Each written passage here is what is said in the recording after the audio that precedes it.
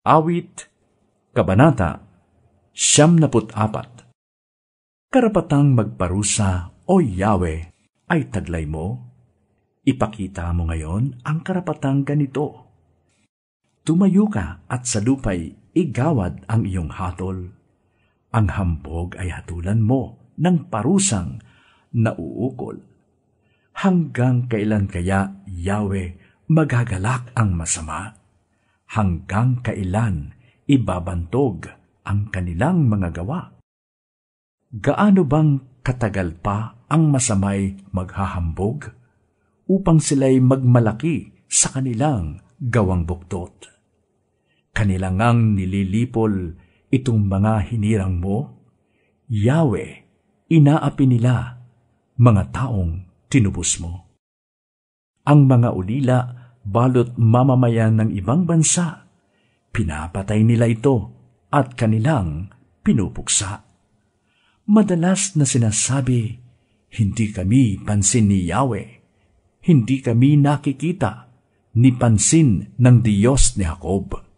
Unawain ninyo, bayan, kayong kulang ang isipan.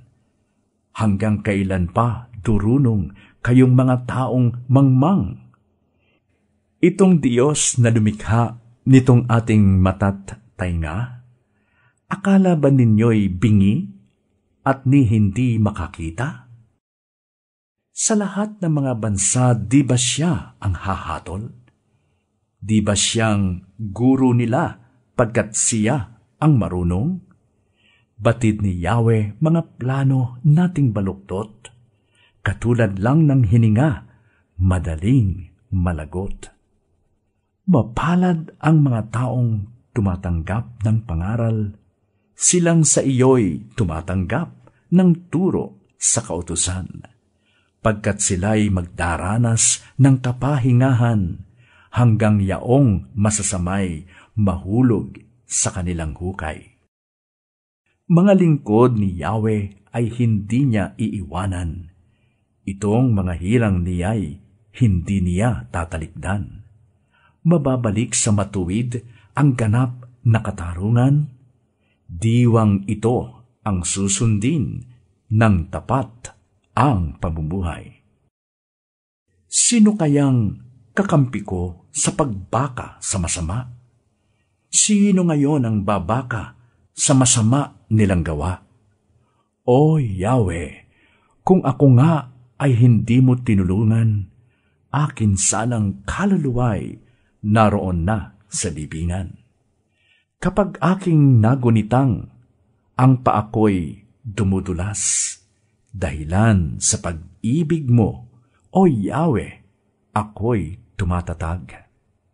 Kapag ako ay ginugulo ng maraming suliranin, ang wagas na pag-ibig mo ang umaaliw sa akin.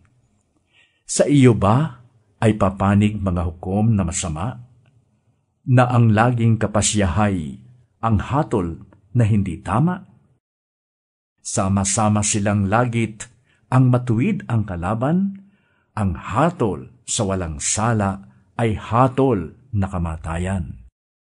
Ngunit ikaw, O Yahweh, ang sa akin nagtatanggol. Ikaw na aking Diyos, ang matibay na kanlungan. Sa masamang gawa nila ay Diyos ang gaganti.